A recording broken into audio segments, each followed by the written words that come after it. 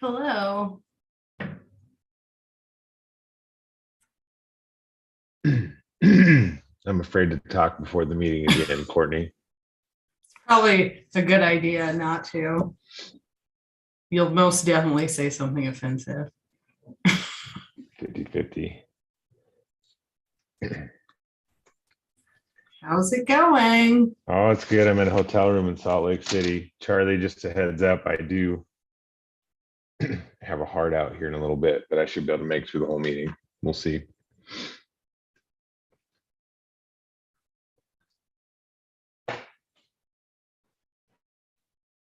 Is it nice there? No, it's snowing and gross. Oh. Well, that's terrible. Yeah. They call that a first world problem. Well, Courtney, you're already encouraging me to break my rule of not talking before the meeting again. I'm sorry. Don't be such a pleasant human. I'll just stay silent and just stare at everyone awkwardly. You can try to read Charlie's lips. Still can't hear you. He's saying, I am going bike riding on Saturday.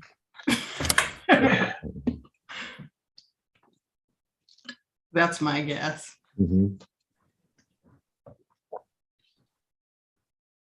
He's had worse ideas. That's true.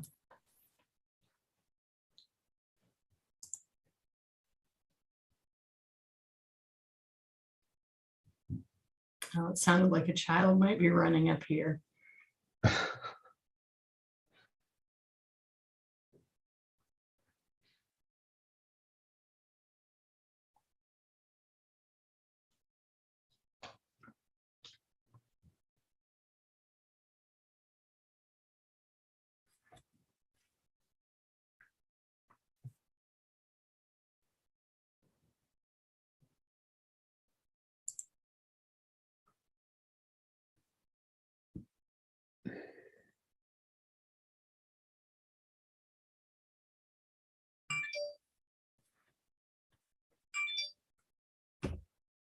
I'd like to call to order the April 12th, 2022 Planning and Zoning Commission. Miranda, could we do roll call, please? Misty Solomon. Here. Sarah Ritchie. Here. Al Ferris. Here. Aaron Freeberg. Here. Bob Ormsby. Here. Jeremy Friebel. Here. Josh Rabe. Here. Courtney Marmon. Here. And Stecker. Here. So next is the agenda approval. Would someone like to, if you've all had the chance to review the agenda for this evening, would someone like to make a motion to approve? So moved. I'll second. All in favor? Aye. Next is considering approval of minutes from the March 15th, 2022 meeting.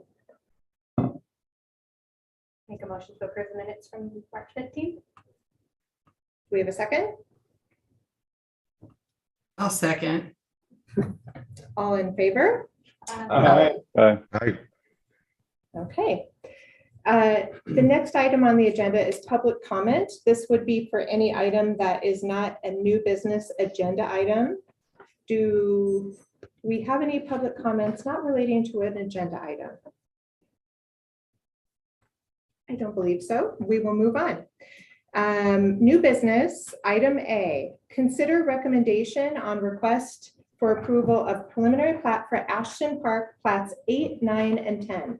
Charlie? Yeah, so again, the request in front of you is for Ashton Park, plats 8, 9, and 10. And then developer might speak to this a little bit, but I know at this point they're asking for preliminary plat approval of these 3 phases. They're unsure of exactly when the phasing will take place in all of them, but they could potentially all happen at one time, just kind of based off where we're at in the economy right now with materials and supplies and all of that stuff, and what the housing market is looking like. They may decide to do all of it at once. So again, that's why we're looking for preliminary plat approval of all 3 at this point in time. But the preliminary plat does show 76 residential lots, 3 outlots that will be used for stormwater management, and 6 street lots that will ultimately be dedicated to the city. Looking at the development, it does provide a gross density of about 2.47 units per acre and a net density of 4.42 units per acre. Net density does take out all the stormwater management, the street lots and all that unusable space. East Euclid Avenue would be extended through this subdivision where it would be stubbed in on the east side of the subdivision. Or excuse me, it would be where it would terminate on the east side at North 21st Street. North 19th Street, which is currently stubbed in on the south side of the existing Ashton Park 7 subdivision, would be extended through this development where it would terminate at East Boston Place. The development does propose to add East Boston Place, East Clinton Place, North 20th Street, North 21st Street into it as well. North 20th Street would be stubbed into the north end of the development, and North 21st Street would be stubbed in to both the north and east ends of this development. As the commission may recall, the United States Environmental Protection Agency's Clean Water Act does establish federal jurisdiction over waters of the U.S. This subdivision does contain various areas which are classified as waters of the U.S. That designation does impede the ability for the extension of East Boston Avenue, which is currently stubbed in at the east end of Ashton Park Plat 5. We included some stuff in the report there that shows what that looks like, but if those wetlands were to be disturbed, the developer would have to purchase about $1.9 million worth of credits to put that road through there. As such, the developer has chosen not to extend East Boston Avenue through this development, as doing so would essentially create a financial burden on the development where it would not be able to be done. So currently there's sanitary sewer and water capacity to serve this area. The development does provide a recreational trail easement through Outlot Z. That easement would be held by the city and will be used to construct a trail connection to the McVeigh Trail once the McVeigh Trail is constructed and extended past North 15th Street, east of North 15th Street. Staff has done their due diligence on reviewing this plat. Snyder and Associates has also provided professional assistance to the commission in the review of the development stormwater management plan. Based off those reviews, everything for the most part has been satisfied. There are a few outstanding comments that need to be addressed on the stormwater management plan. However, staff is confident that those remaining comments can be addressed during the review of the public improvement plan. And nothing that would be needed to be changed on the stormwater management plan will affect the layout of the subdivision as proposed currently. We also did want to note that letters were mailed to surrounding property owners within 200 feet on March 31st. So with that, if there are any questions for me, I'd be happy to answer them at this time. I should know the answer to this, but I'm going to ask it anyway. It is up against the east city limit. Is Yes. that correct? Yep. And they own the property outside the city where the turnaround's going to be? They do not own that, but they don't own that one, right? You don't own that. They don't own that one. Typically what happens is they'll get a temporary turnaround easement from that property owner to construct that. Okay. I just wanted to make sure they didn't own it.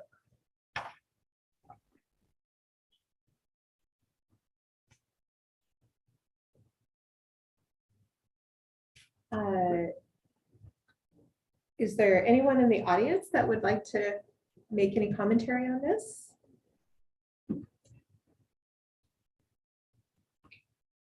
Good evening. I'm Melissa Hills. I'm with Civil Engineering Consultants, 2400 86th Street in Urbandale. And I'm representing Jerry's Homes on this development. We've gotten all of the feedback from Snyder and Associates on the stormwater management plan, and we're okay with all the remaining comments, and we'll be addressing those with our public improvement drawings. And I'm happy to answer any engineering related questions you might have.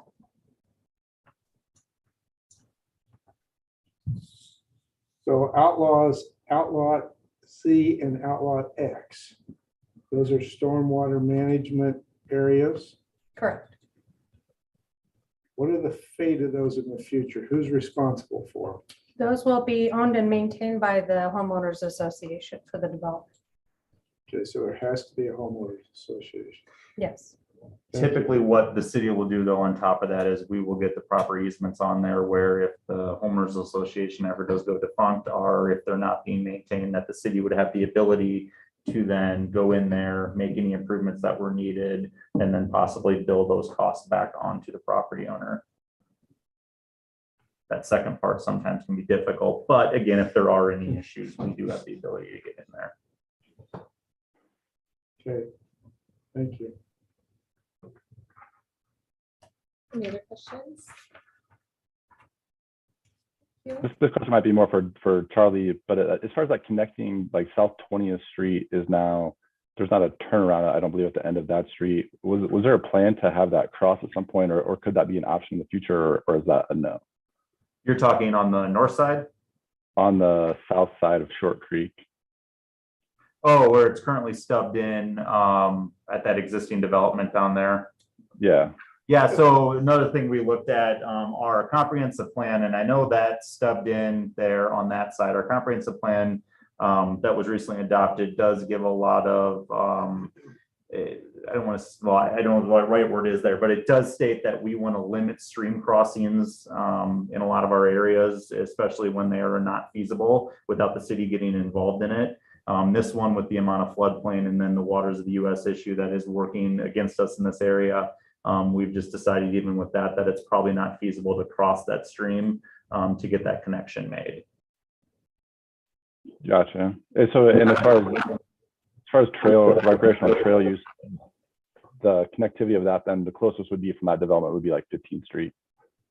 Currently, yes, but once we do get the trail done in the future, hopefully that happens within the next 5 to 10 years, we will have that easement to make that connection to this subdivision. And I think that was shown on the plat. Okay. Through outlot Z there, you can kind of see that kind of an S curve of a trail that goes up through there. We get kind of creative with the alignment of that just because of the grades that we're dealing with out there. You see that, Jeremy? I do, yeah. I see what you're saying now. But again, that's not going to be constructed as part of this subdivision just because as of right now, it would be connected to nothing. 10-4.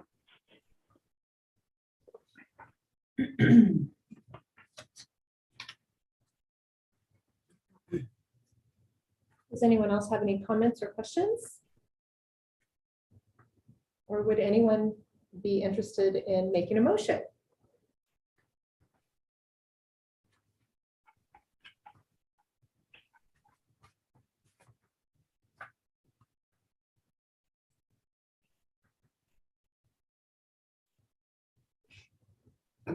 I would like to move that we approve alternate 2, that is, we recommend the preliminary plat be approved with conditions, and the conditions are stated in the recommendation, I believe.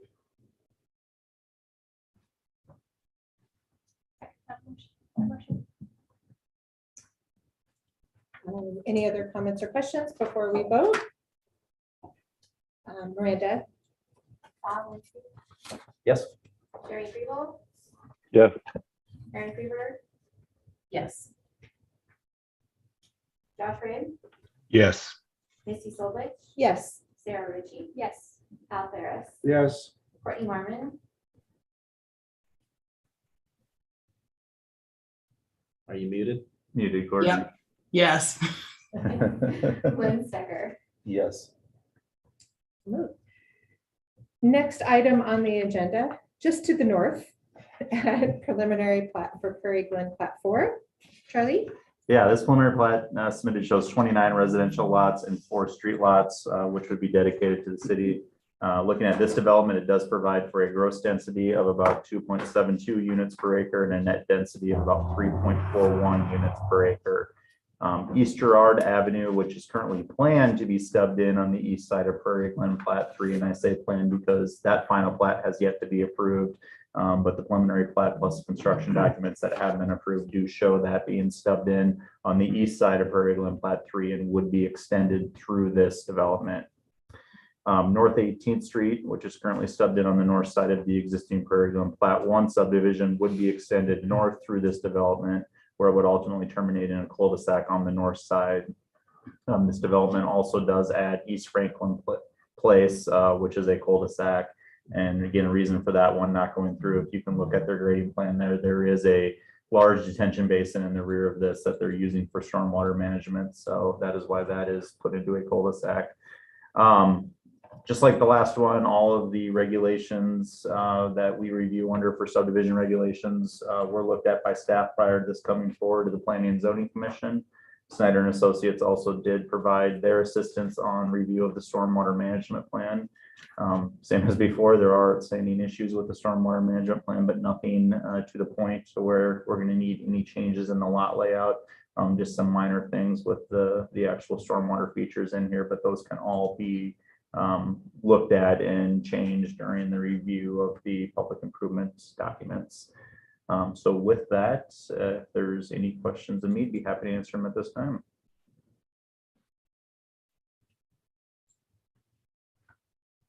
Just out of curiosity, does the city staff ever look at kind of the feasibility of how lots are graded and usability?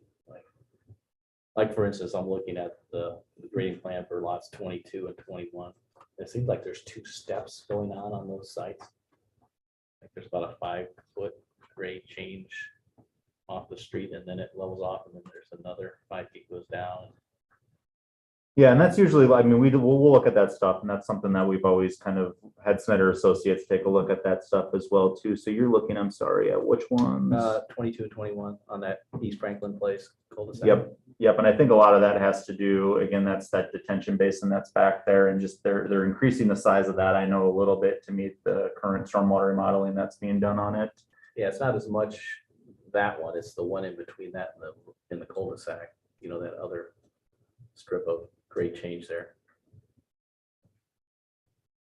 Oh, from the initial, Yeah, from Step the down street, there. you see, there's a swale obviously being created through there. yeah, But you know, lots 22 and 21, I mean, you know, they've got like a 5-foot grade change happening really quickly off the street. yeah. And then, And I don't know if there's, and it's got something to do with the grading and obviously the stormwater management on that as well too, but and I know there are engineers on the Zoom call here, maybe can elaborate on that a little bit too, but I think some of that might be to kind of create those walkout basements as well on those 2 lots.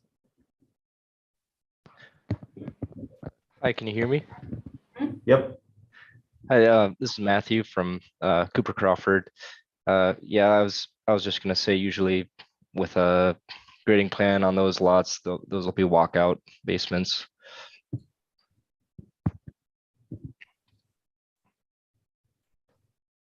Any additional questions for the engineer?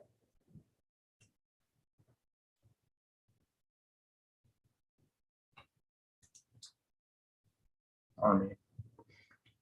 Huh? I said or me. Warn you? No, I said or me. Oh, yeah, Al keeps Charlie. looking over here like he's gonna ask Get him something. so. closer to him. It's just, here we are again. With a lot of development over there and not 1 acre of park ground. And it's all gonna be young families with kids.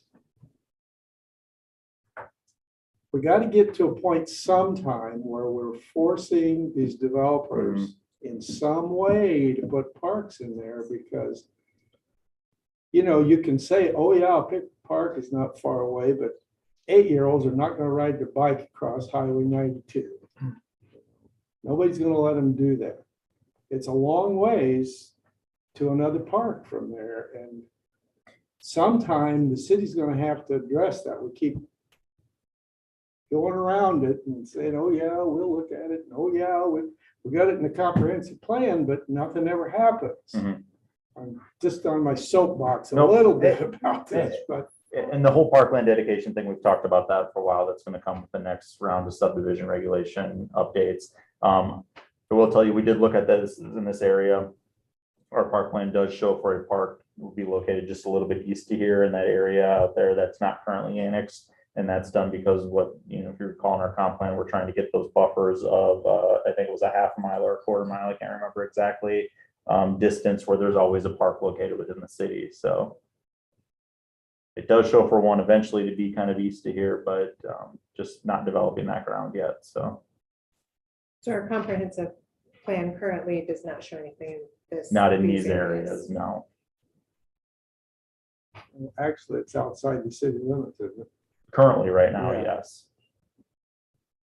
Better scoop that up.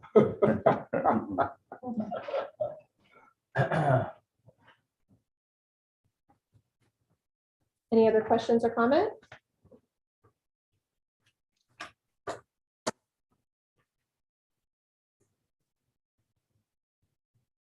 Would someone like to make a motion?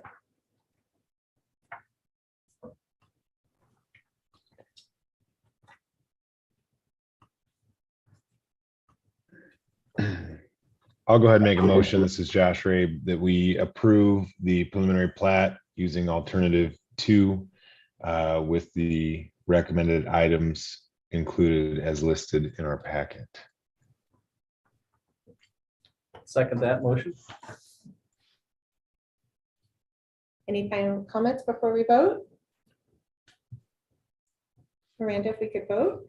Lynn Stecker, Yes. Courtney, Yes. Al, Yes, Sarah. Yes. Misty, Yes. Josh, Yes. Jeremy, Yes. Bob, Yes. Aaron. Yes. Next item C is consider recommendation on request for approval of a final plat for Deer Run Plat 8. Charlie? Yeah, the request is for a final plat approval of a 3-lot commercial subdivision. We did note in here that the preliminary plat requirement for this subdivision was waived, as there is no further public improvement that's needed, no utilities, no road extensions, anything like that. The zoning on the proposed lots is mostly in the C2 highway commercial zoning district, which would show a commitment to have future commercial uses on this property along Highway 92.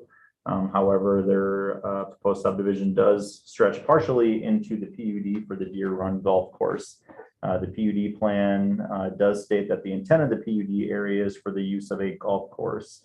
However, when we're looking at this subdivision, that area that is proposed to be split off with this final plat is not currently used by the golf course and has served as a hayfield through previous years. The applicant is aware that any future commercial development of these 3 lots would require a rezoning to get all of the land into the commercial zoning district. So it is not partially in one zoning district and partially in another. Obviously, that would be something that would be reviewed by the Planning and Zoning Commission and ultimately approved by the City Council. Similar again to all the other stuff that we've been talking about, staff has reviewed the plat to its conformance with the regulations that are noted in the staff report. Snyder Associates did take a look at the final plat as well from a stormwater perspective. Because of that, we did add a few easements in there just for better stormwater management and control of those facilities that were out there. So with that, I know the staff report did include just a quick picture there of those zoning districts to show how those are broken out in there. But if there's any other questions, would be happy to answer them at this time. And I'll just note of record, I talked to you, Charlie. I own an adjacent property to this, but I didn't think it had any bearing on things, but I wanted it to be noted. Do we have any confirmation? I mean, I know a lot of the properties to the north have a lot of curb cuts fairly close to each other with the highway.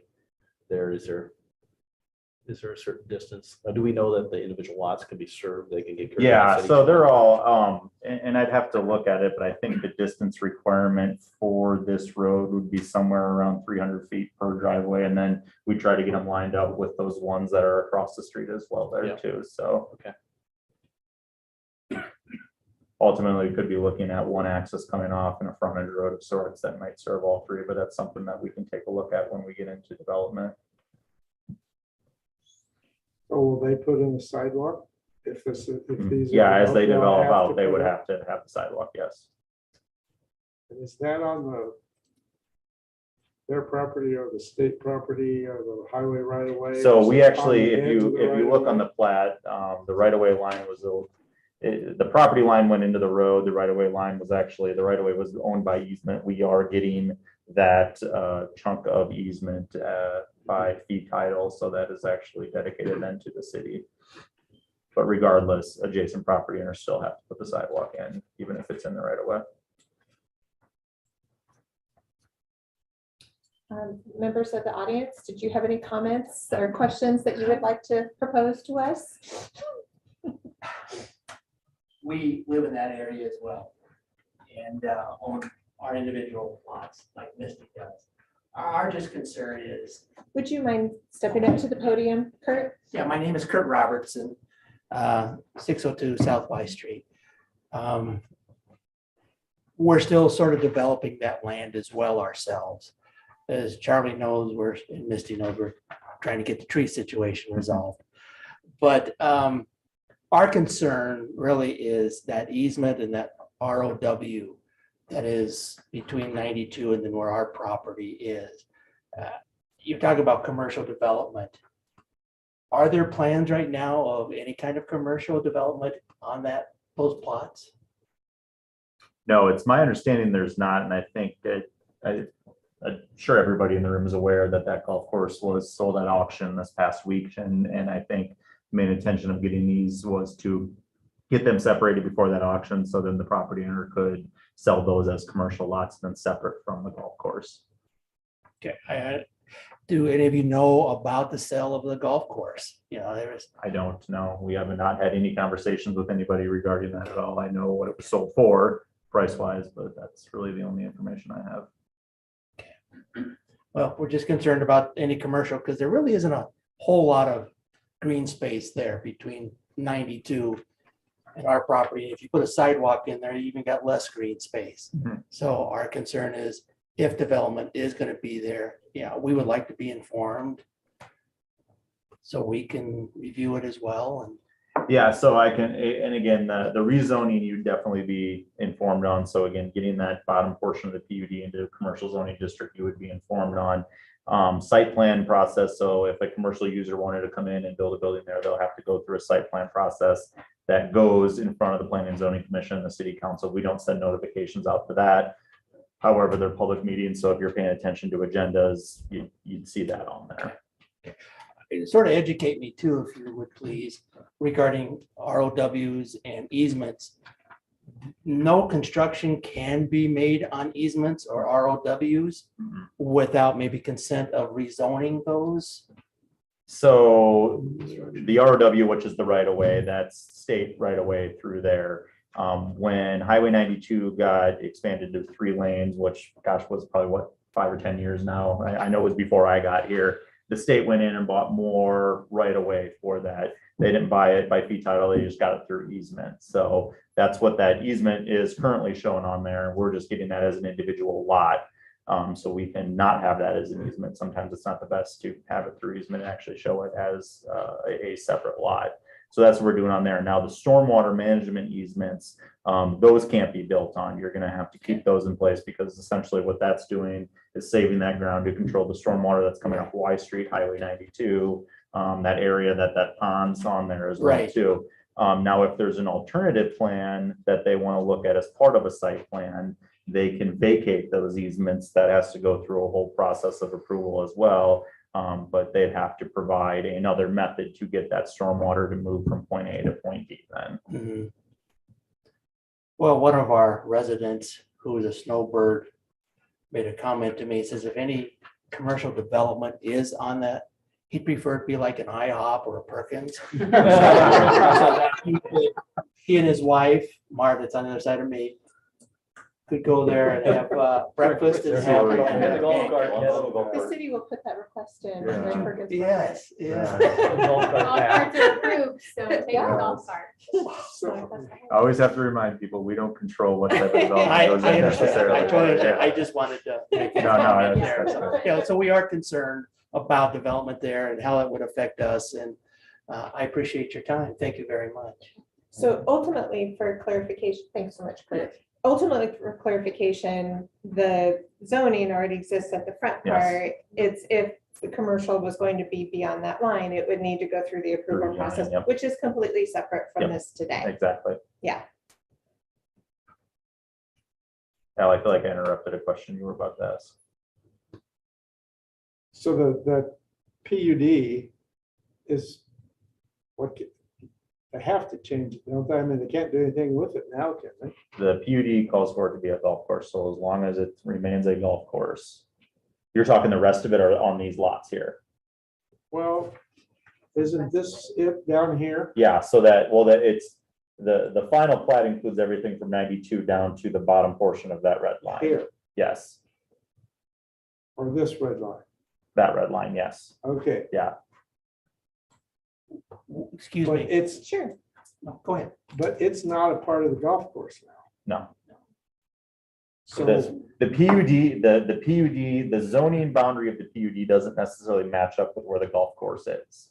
okay, Yeah, so that's in there, even though it's not a part of the golf. yes.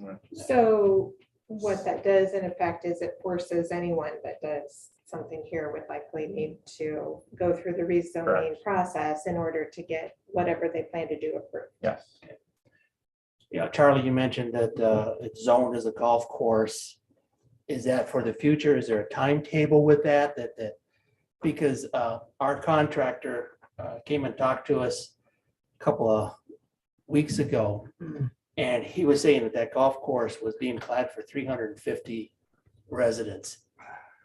Lots of rumors. No. What? Lots of rumors. Yeah, I know. That's That's what he if that's said. a plan, nobody's brought it to us. Okay, well, Yeah. that's what he had indicated we- to us, and we're just being curious. No, You know, we moved back to Iowa, and we moved it because of that golf course there and the openness there, and that would be a concern for us. Yeah. If there was a golf course, or there were residents built back there. Yeah, there'd be a whole process that we'd have to go through on any change to that. Again, the PUD calls for it to be a golf course. If that ever gets changed and it is to be a residential development, they'll have to go through a rezoning lot of of- that area, yeah. And I know we'd get some, there'd be more people in the audience. if that was taking place. Yeah. Okay, can I just push again the IHOP or the perk? That's really why I came back a second time. Again, thank you for your time. I Thank appreciate you. it very much. You guys have a good evening. So once rezoned though, it could, anything that qualifies in C2 zoning could be built there. Yes. Site plan approval process. Another thing I think to note for you as well is we do have screening requirements and buffers that would need to be done. So since there's residential uses there, that lot one there, which is right on the corner of Y and 92, they'd be required to put trees and buffers and everything in there from the residential uses. So I want to thank Misty for sending us that email and that diagram. Yeah. That was very informational. Sure. And the site plan, because of the size of the properties, they're all 3+ acres. mhm. Is that the reason for the site plan requirement or is No, that? site plan they requirement just applies to for any new anything? commercial, yep. Okay. Yep, and with the new codes that we have, they do go through planning and zoning commission and council for approval rather than just getting them reviewed and approved by staff. Thank you.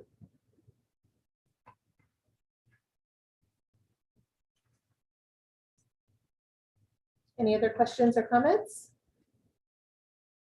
The nice thing about lot one right now is it does have that surface water flow easement on the south end of it, so somebody'd have to redesign all of that, change if they wanted to use that area really for anything. So, you know, out the backyards of those other lots that may remain goes pretty, behind. that may remain pretty untouched. Yeah. Yeah. We're okay keeping it as a hayfield.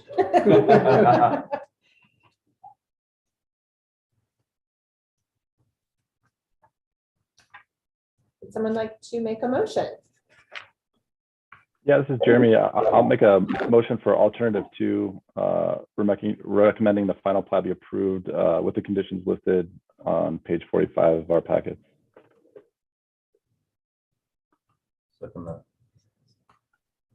Any other comments or questions before we vote? All right, if we could vote, Miranda? Josh? Yeah, jump off, he said. Okay. Jeremy? Yes. Bob? Yes. Erin, Yes. Misty, Yes. Sarah. Yes. Al, Yes. Courtney, Yes. and Lynn. Yes. All right. Next is the building permit report. Charlie? Any questions on that at all? I think we're a little bit ahead of where we were last year on number of permits and valuation as well. So that's always good news. And then current projects. Same thing on that. We got a lot in the hopper currently right now. We've gotten 3 of the bigger ones that we've been working on for a while to you today. So just a few more out there as well as far as subdivision plats and a few site plans. And then item C, some training opportunities. Yep, so Iowa State has hosted a training annually for planning and zoning officials. And I know in the past, we've invited commission members to that. I think over the last couple of years, it's become a little bit more difficult to do it because of COVID restrictions. But they are finally doing that back in person again. So I think the training here proposes, they have got a few sites. The closest one to Indianola, I believe, is Johnston, and that is on May 31st. So if there are any commission members who would like to attend that, please let us know and we can get you signed up. City will pay for that as training for the commission members, but just please let us know. I can attest that it is helpful. I went through it and I feel like that's where I actually started to learn some things and figure out how to be engaged in this. So All right, any other comments?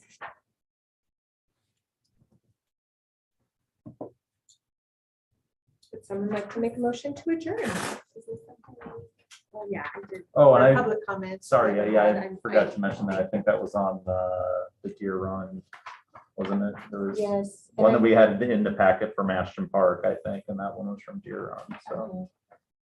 And I know that comment just stated that they wanted to remain a golf course, obviously. I think it was a misunderstanding of what. It- There's a lot of, but you live out there, you probably know this, we're getting a lot of people to call in regarding what's gonna be happening with that golf course. And right now, we 60 just, units. we do not know. Pick a rumor right now. Right. Pick the one you like. I have. I was gonna say, I think we better start. Maybe Culver's will come back. Right. There you go. Thanks, Sarah. Would someone like to make a motion to adjourn? I'll make a motion to adjourn. We have a second? I'll second. All in favor? Aye. All right. Have a great evening. Thanks, everyone. Thank you. Thank you.